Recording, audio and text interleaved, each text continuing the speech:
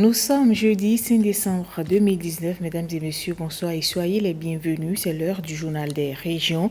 Plusieurs dizaines de femmes potentiellement candidates aux prochaines élections communales et locales sont en formation à Porto-Novo. C'est à l'initiative de SocioWatch Bénin. Une formation de 3 jours pour les aguerrir à l'enseignement civique et à la participation à la vie politique des localités dont elles sont issues. On fait le point avec Guillaume Avieno et Brice Humbo.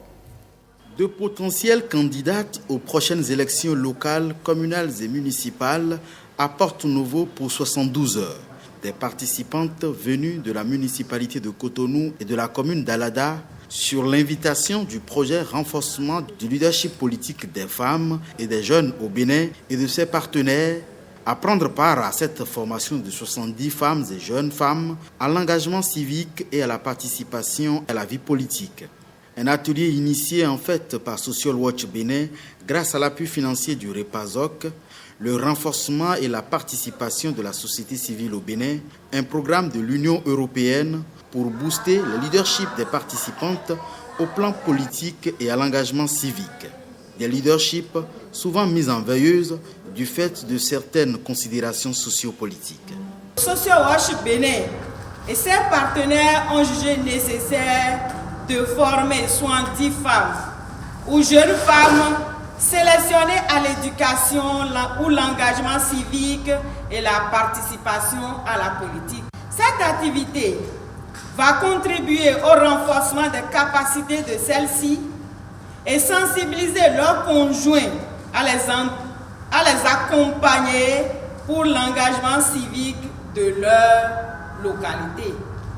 À travers un ensemble de 5 communications, les participantes au présent atelier vont être outillées à l'engagement civique des femmes, au leadership féminin et aux techniques de communication et de mobilisation de ressources et aux méthodes efficaces de campagne électorale, pour ne citer que ces concepts. Ces femmes ne sont pas venues d'elles-mêmes. Nous avons envoyé des contacts, des courriers aux différents responsables des différents partis qui sont reconnus par le pays. Et c'est ces responsables qui nous ont désigné les femmes potentielles qui vont être positionnées sur les listes pour les communales à venir. Donc elles sont là pour pouvoir acquérir, pour renforcer leurs techniques qu'ils ont déjà reçues au sein de leur parti afin que lors des campagnes électorales à venir, elles puissent s'engager réellement pour un avenir meilleur des femmes. La même formation se déroule simultanément à Parakou pour les participantes du Septentrion et à Dassazoumen pour celles du centre. La finalité, selon ses organisateurs, gagner le pari de la représentativité des femmes dans les instances de décision et surtout les prochains conseils communaux et locaux. Ils ont décidé de se mettre ensemble dans un creuset pour mieux défendre leurs intérêts. Eux, ce sont les fonctionnaires parlementaires retraités.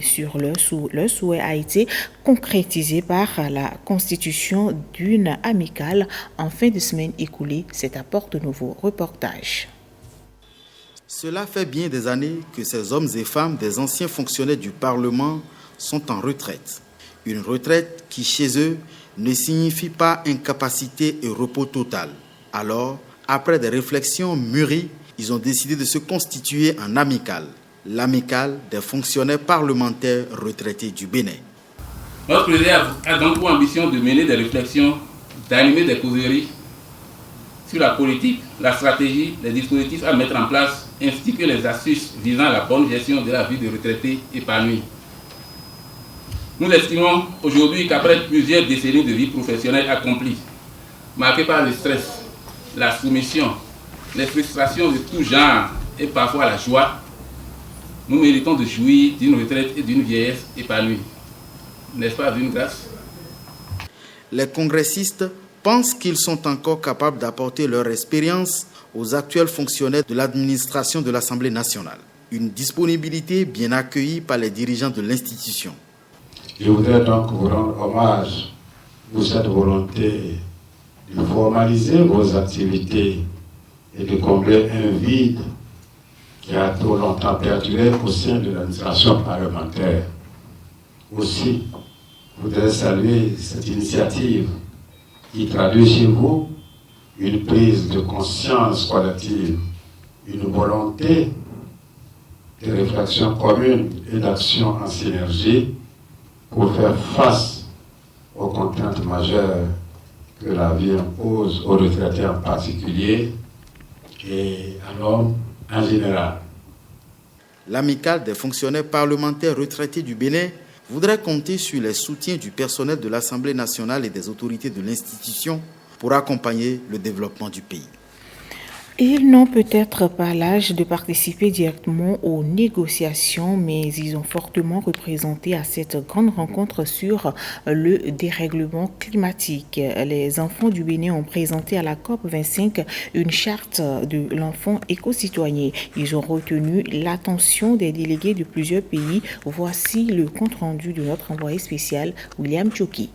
Dame, nature était nature, sans rayures ni fissures. Elle était propre, sans opprobre, avec ses arbres, ses eaux et ses animaux. À quoi ressemble-t-elle de nos jours? Arrêtons le palabre et plantons des arbres.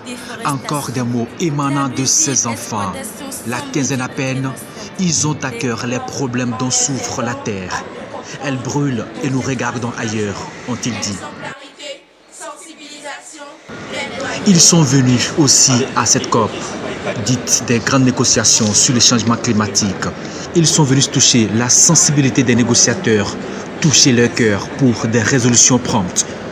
Conscient que les menaces climatiques obligent chaque citoyen de la planète, vieux, jeune, moins jeune, et nous autres, enfants, à prendre notre responsabilité individuelle et collective.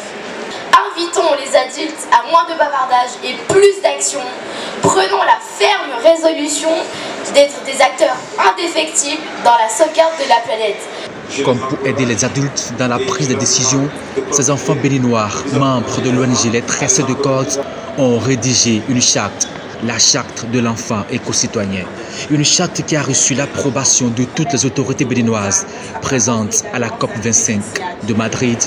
Elles ont aussi apposé leur signature.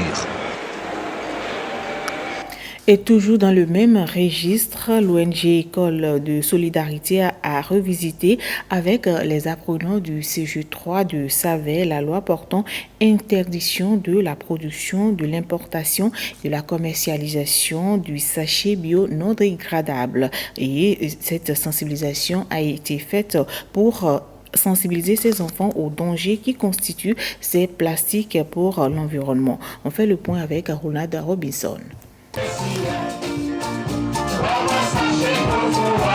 Inciter les populations à combattre l'utilisation des sachets non biodégradables via des sensibilisations sous forme de communication, de théâtre, de musique peut résumer au CG3 de Savet l'action de l'ONG École de Solidarité et ses partenaires, notamment le ministère fédéral allemand de la coopération économique et du développement et l'ONG Bildungswerk West Africa. Pendant 2 jours, 40 élèves sont formés par l'ONG sur le danger que représentent les sachets non biodégradables et leurs alternatives. Une restitution théâtrale en a été faite avec un accent mis sur les dispositions pénales.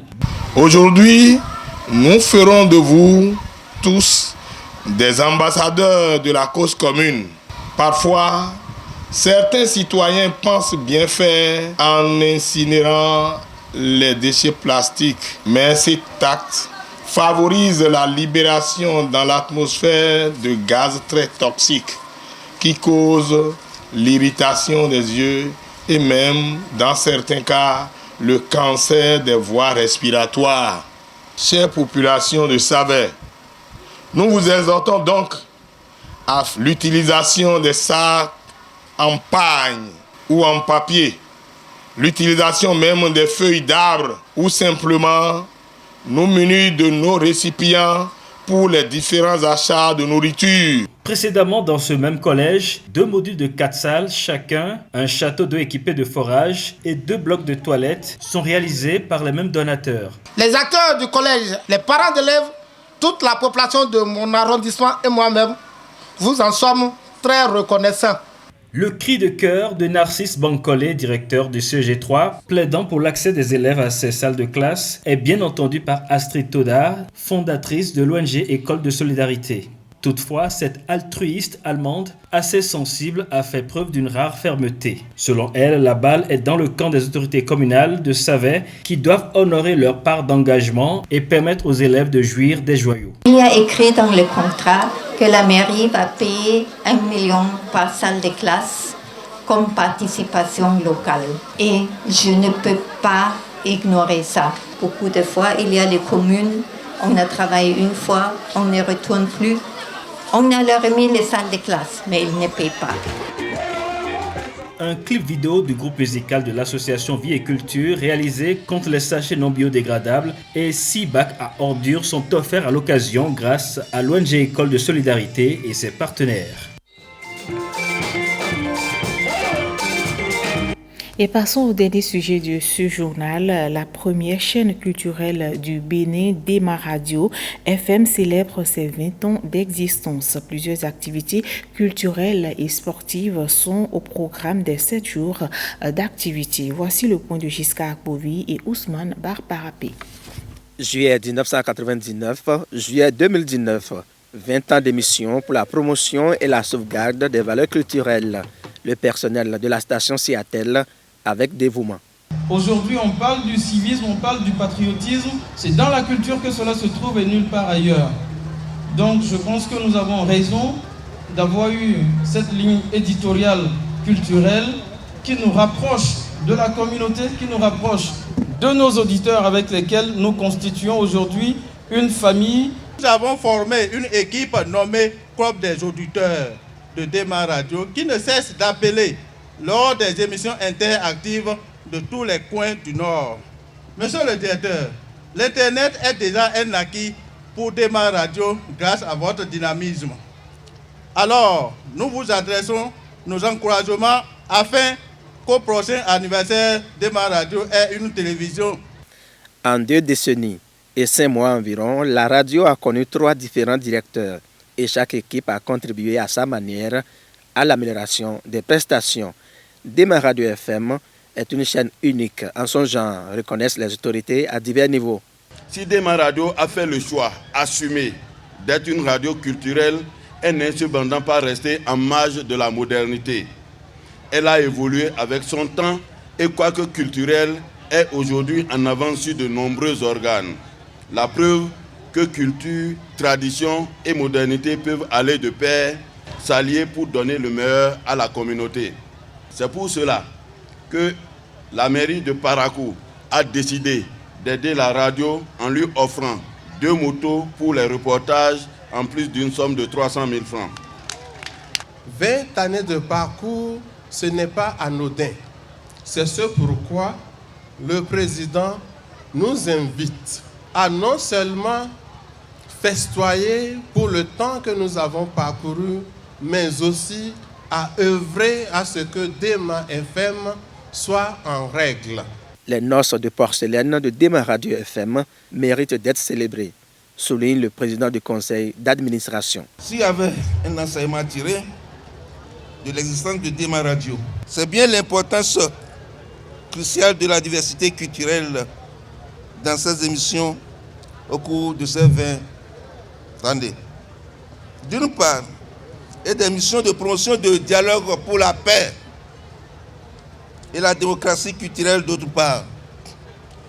La paix, elle est un segment très très important pour l'union, pour l'unité de tout chacun de nous. La soirée de lancement, riche en tableaux, tient ensuite le festivalier en haleine jusqu'à l'aube. Ainsi se referme cette édition que je vous remercie d'avoir suivi.